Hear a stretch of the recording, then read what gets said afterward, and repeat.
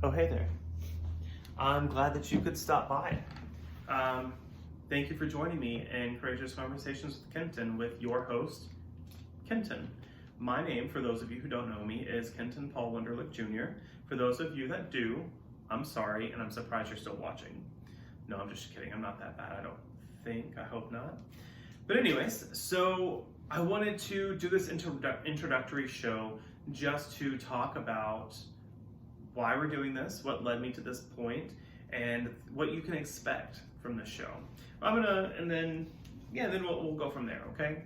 So, I am from Houston, Texas. I currently live in San Antonio, Texas. I was primarily raised in Arkansas for my teenage years, and yeah, so I have lived the quiet suburban life, kind of out in the country, a small town, got to learn a lot, got to really meet some great people, got to make close relationships. I'm still friends with quite a few of the people that I grew up with, and I cannot thank them enough for all the things that they've taught me, and they've made me into the person that I am, and I'm so happy to say that I know them.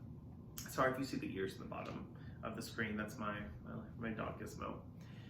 And then I moved to Texas, I moved back to Texas, into the big city, and let me tell you, it's a different type of jungle.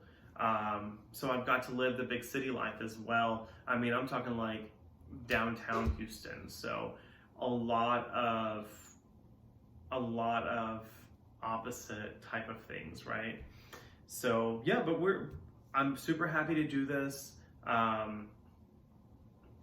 It's something I've been wanting to do for a very long time. I've talked about it with countless people, and they can all tell you the same thing. But I finally decided to do it, and there was something that kind of broke the camel's back. My partner and I were in a little nail place getting our pedicure, and it was the first time we'd ever been there. We thought, we've heard good things, we've heard great reviews, so we're gonna go ahead and try it out. When we get in there, this place is kind of like, it was just like the air in there was heavy, it was dense. You had people in there that were, working. They didn't speak hardly at all. They asked you, how's your day? And they went directly into to doing your feet, or to, doing your toes.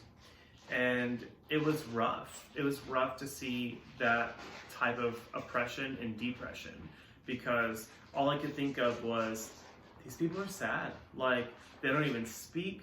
When I'm at my job, my boss can't get me to shut up, as you will notice here. Or if you know me in real life, you also know that I don't shut up, so it's great. I have a lot to say. Hopefully all of it's good, or insightful. But anyway, so when we left, my partner and I were in the car, and we're talking about how classism is really affecting people, how it's making people depressed, how so many other things besides classism. That conversation inspired another conversation, which inspired another conversation, and it was really helpful. And I thought to myself, oh, there he goes. And I thought to myself, let's take this conversation out of the car. Let's take this conversation further than just the two of us. Why does that need to stop there? Why can't everybody be involved in this conversation? Which, this is exactly what this is for. This is for everybody. This is for everyone to have a voice. This is a place for people to come and be comfortable and be safe and to be heard. Because at the end of the day, we all need to be heard. We all need to have a voice. Because at the end of the day, everybody has a different lived experience, and everyone deserves to be heard. Everyone deserves to have a voice. And I want that for everybody. I want to hear everyone's experience, because at the end of the day, you may need to hear that person's experience. You may have gone through something similar, or maybe you are going through something very similar. And what that person has to say, or what I have to say, may help you. It may register to you on a different level, and we're all here to learn. I firmly believe that you should have learned something from every person you come in contact with, and for every experience that you have. If you didn't learn something from it, maybe you'll look back in 5 years and you'll realize, oh, I did learn something from it. Likewise, maybe someone learned something from you. When I was younger, I was very heavily involved in church, along with like soccer and a bunch of school activities. I was that kid, and we had this youth group one night, and we had a kind of like a guest youth minister, and I will never forget what she said. She told me something that just resonated, and it has stayed on my mind since. She said, "You may be the only Bible that someone ever sees." Now, regardless if you're religious or not, you can still have a level of spirituality or a moral compass or whatever that is, and that's fine. I'm not here, and no one else is here to say this is right or this is wrong or you should do this or whatever. That's not what the show's about. This show is about learning and growing, and healing. It's a lot of healing. I hope there's a lot of healing and a lot of loving going on. But anyways, so with all of that to say, we may be the only voice of reason, truth, or love that somebody hears. And why not? With all the negativity that goes on in the world, why not be that voice for someone? So that's what we're gonna go on. That's the premise. With that being said, that's kind of what led me to this.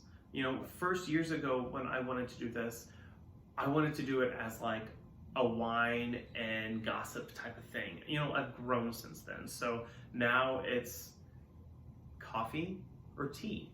Maybe a little wine here and there, maybe a little whiskey, but we're gonna talk about some really heavy things. So you may want a glass of wine, you never know.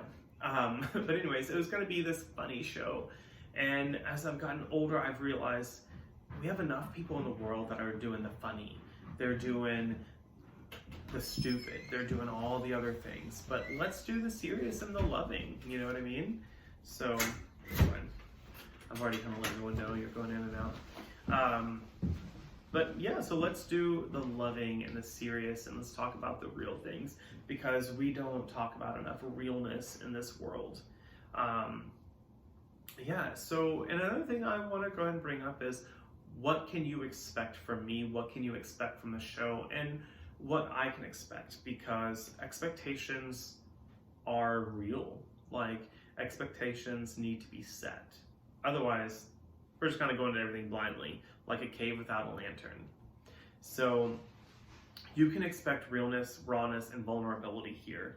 You can expect a safe space to talk, to bounce ideas. You can expect to hear people's stories and their vulnerability. I'm going to ask every person to come on here and be vulnerable. And I have a lot of great people that have really already signed up and have volunteered, and I personally love all of them.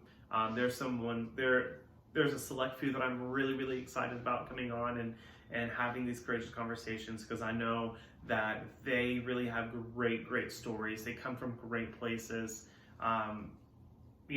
Tragedy yields greatness. It really, truly does. And a lot of people have come and grown from that. And I am so proud to say that I have known these people. With that being said, I also expect for everyone to have an open mind. I expect for all of you guys out there to open up and have hear other people's perspectives. You may not agree with everything, and that's perfectly fine.